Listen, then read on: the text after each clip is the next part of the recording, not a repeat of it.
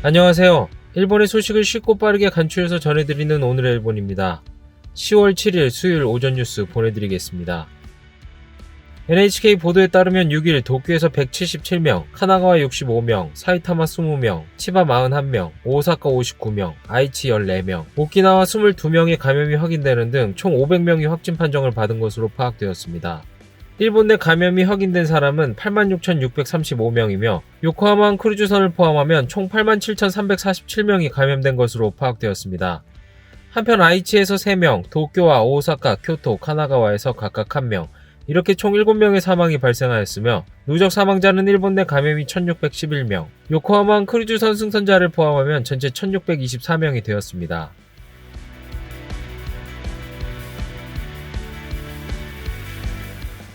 이날 도쿄에서는 177명의 신규 감염이 확인되었습니다. 10세 미만부터 90대까지의 남녀 177명이 신규 확진 판정을 받은 것으로 파악되었으며 이 중 113명은 감염 경로가 파악이 되지 않거나 조사 중이고 64명은 기존 감염자의 밀접 접촉자로 확인되었습니다. 연령대로는 20대에서 30대가 총 82명으로 전체의 약 46%, 40대에서 50대는 총 53명으로 약 30%로 나타났습니다. 감염 경로로는 177명 중 가정 내 감염이 18명으로 가장 많았으며 시설 내 감염이 11명, 회식 및 유흥과 관련 감염이 각각 7명, 직장 내 감염이 3명 등으로 확인되었습니다. 한편 이날 80대 여성 1명의 사망이 발생하였으며 현재 중증 환자는 25명, 입원 환자는 81명 감소한 976명으로 파악되었습니다. 이로써 도쿄의 누적 확진자 수는 26,727명, 누적 사망자 수는 414명이 되었습니다. 다음 소식입니다. 스가 총리가 일본 학술회의에 새로운 회원 후보 6명의 임명을 보류한 문제로 정부는 6일 한 가지 문서를 공개하였습니다. 그 문서는 일본 학술회의의 회원 임명에 대해 2년 전 정부가 정리한 문서입니다. 문서에는 총리의 임명권의 본질에 대해 총리에게 추천대로 임명해야 할 의무가 있다고까지 말할 수 없다라고 쓰여 있습니다. 정부는 과거 국회에서 추천된 자는 거부하지 않는다, 형식적 임명을 한다라고 답하고 있어 야당은 모순을 지적하고 있습니다.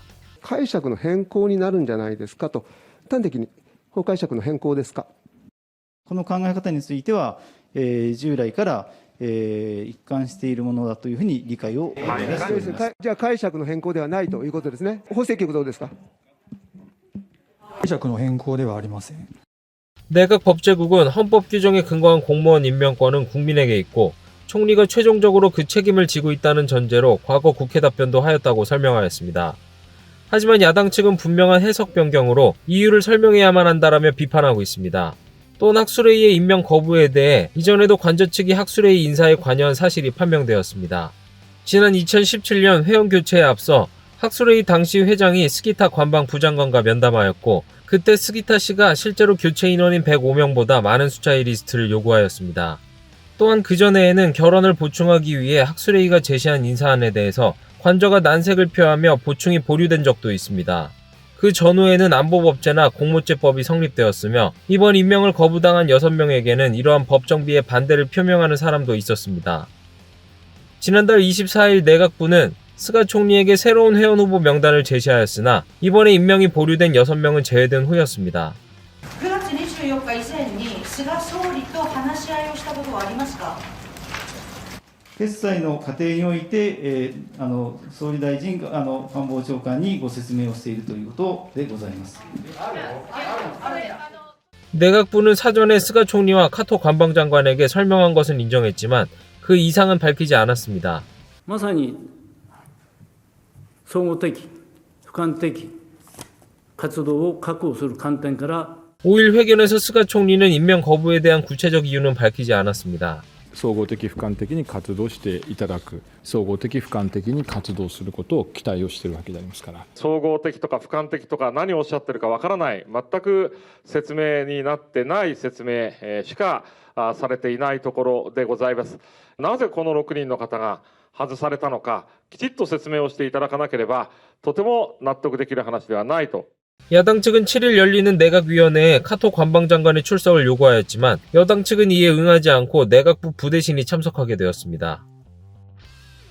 다음 소식입니다. 마이크 폼페이오 미국 국무장관이 6일 일본을 방문하여 중국에 대한 견제 행보를 본격화하였습니다. 폼페이오 장관은 스가 요시히데 총리와 이날 회담하였습니다. 스가 총리는 우선 코로나19에 감염된 대통령 부부에 대해 조속한 쾌유를 기원한다고 전하였으며 폼페이오 장관은 내년으로 연기된 도쿄올림픽을 전적으로 지원한다라고 밝혔습니다. 또한 미일 동맹의 강화나 일본인 납북 문제 등을 협력할 생각도 일치하였습니다. 그 후 스가 총리는 호주, 인도의 외무장관들과도 회담하며 중국의 진출을 염두에 둔 자유롭고 열린 인도 태평양 구상에서의 제휴를 요청하였습니다. 또한 미국, 일본, 호주, 인도의 4개국 외교장관 회담도 열렸습니다. 장관급 국제회의가 일본에서 열린 것은 코로나19 감염 확대 이후 처음이며 이날 회담에서는 중국에 대한 대응을 염두에 두고 각국의 제휴를 강화하기로 하였습니다. これ4カ国は民主主義、法の支配、自由経済といった基本的な価値観を共有し、地域において責任を有するパートナーとして、ルールに基づく自由で開かれた国際秩序を強化していくという目的を共有しています。 이 가운데 동중국해와 남중국해 등으로 해양 진출을 강화하는 중국을 염두에 두고 향후 대응을 협의하는 등 4개국을 중심으로 대중 포위망을 만들어 중국을 견제하려는 의도가 있습니다. 또 북한의 핵과 미사일 문제에 대해서도 의견을 나눴습니다. 또한 자유롭고 개방된 인도 태평양의 실현을 위해서 더 많은 나라와의 제휴를 넓힐 것을 확인하였습니다. 한편 모태기 씨는 스가 정권에서의 납치 문제의 조기 해결이 최우선 과제임을 설명하고 각국의 이해를 얻었다고 밝혔습니다. 다음 소식입니다. 코로나19 바이러스 대책의 입국 제한 조치에 대해 모태기 외무상은 가기 후 기자회견에서 새롭게 한국과 10월 8일부터 비즈니스 관계자 등의 왕래를 재개하기로 합의하였다고 발표하였습니다. 구체적으로 출장을 비롯한 단기 체류자와 주재원 등 장기 체류자 등 비즈니스 관계자, 교육 관계자와 유학생 등이 대상으로 이러한 사례는 싱가포르에 이어 두 번째입니다. 회견에서 모태기 씨는 한일 관계는 매우 어려운 상황이 있지만 그렇기 때문에 비즈니스 관계자를 비롯한 양국 국민이 교류하는 것이 중요하다. 이 틀을 통하여 우선은 경제 교류가 회복궤도에 오르는 것이 중요하다라고 말하였습니다. 이에 한국 외교부는 이번 합의를 통해 제3위 교역 대상국이자 제2위 인적교류 대상국인 일본과 기업인을 시작으로 인적교류가 본격 재개될 예정이라며 특별 입국 절차 적용 대상을 확대하고 경제활동을 지원하기 위해 지속해서 노력할 예정이라고 밝혔습니다. 다음 소식입니다.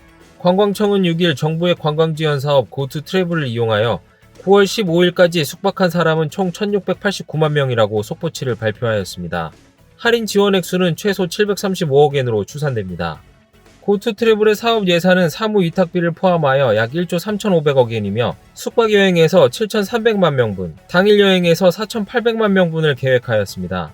관광청은 여행 숙박 사업자들이 운영 사무국으로 보고한 수를 수시로 집계하고 있으며 9월 15일에 공표한 속보치에서는 8월 말까지 총 1,339만 명이 이용하고 있었던 것으로 확인되었습니다. 향후 도쿄 발차기 여행이 추가로 이용자 수의 증가 속도는 더욱 증가할 것으로 보입니다. 한편 당초 고투 트래블은 내년 1월 말까지 실시를 예정하고 있었지만 연장을 요구하는 목소리도 들리고 있습니다.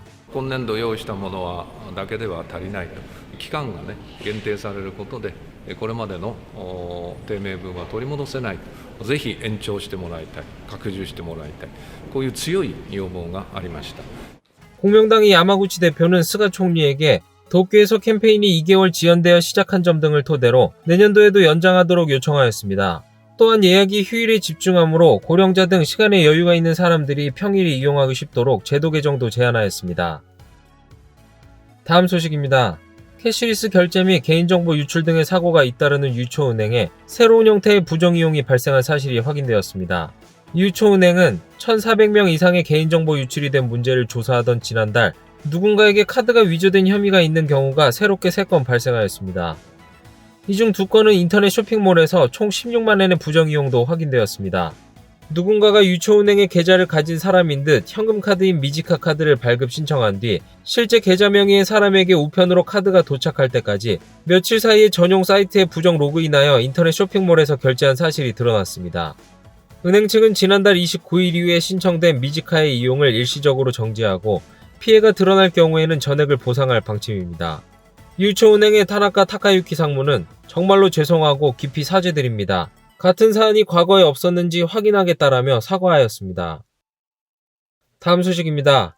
정부의 디지털화 정책을 추진하는 히라이타 코야 디지털 개혁 담당상은 교과서는 디지털화해야 한다라고 제언하였습니다. 教科書については原則デジタル教科書にすべきではないか 히라이 씨는 지난주 온라인 교육에 대해서 코노행정개혁 담당상 하기우다 문부과학상과 3자회담을 갖고 디지털 우선은 시대의 요청이라는 공통인식을 공유했다라고 밝혔습니다. 또한 문부과학성이 초중학생을 대상으로 한 명당 한 대의 태블릿 단말 등의 배포를 진행하고 있는 것에 히라이 씨는 효율성을 생각해도 학생에게 플러스이다. 가격 문제는 어떻게든 해결해야 한다라고 말하였습니다. 다음 소식입니다. 휴대폰 요금 인하를 위해 총무성은 한부모 가정이나 주부들과 의견 교환을 할 예정입니다. 타케다 료타 총무상은 휴대전화 요금의 인하를 위해 사용자의 시점이 중요하다라며 8일 한부모 가정과 주부, 고령자, 프리랜서로 일하는 사람의 대표들로부터 직접 의견을 들을 예정입니다. 또한 지난주까지 NTT 도코모, KDDI, 소프트뱅크 휴대전화 3사와 라쿠텐 모바일의 사장들과도 개별 접촉하였으며 국제 수준에 비추어 요금이 높다라며 가계 부담의 경감을 위해 무엇이 가능할지 생각해달라는 뜻을 전했다라고 밝혔습니다.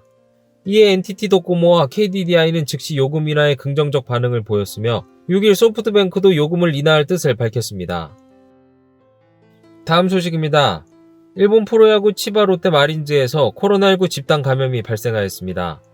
지난 4일 이와시타 다이키 투수와 팀 스텝의 감염 사실의 확인 후 1군 관계자 전원이 PCR 검사를 받은 결과 토리타니 타카시, 오기노 타카시 등 선수 7명과 이시미네 쇼타 코치, 팀 스텝 3명, 이렇게 총 11명이 추가로 감염된 사실이 확인되었습니다. 이로써 치바 롯데 마린즈는 현재까지 총 13명의 코로나19 감염이 확인되었으며 대부분 주전 선수가 전력에서 이탈하게 되었습니다. 한편 6일 밤 조조마린 스타디움에서 열릴 예정인 롯데와 오릭스의 경기는 예정대로 진행되었으며 롯데는 오릭스에 3대0으로 패하였습니다. 올 시즌 잔여 경기는 27경기 남은 가운데 코로나19 집단 감염으로 날벼락을 맞은 롯데는 현재 퍼시픽 리그 2위로 선두 소프트뱅크를 2경기 차로 쫓고 있는 상황입니다. 8일까지 오릭스 전후 리그 선두 소프트뱅크와 맞대결이 기다리고 있어 15년 만에 퍼시픽 리그 우승 도전에 난항을 겪을 전망입니다. 오늘의 일본 소식은 여기까지입니다. 오늘도 즐거운 하루 되시길 바라겠고요. 저는 또 새로운 소식으로 찾아뵙도록 하겠습니다. 시청해주셔서 감사합니다. 이그저튜브였습니다.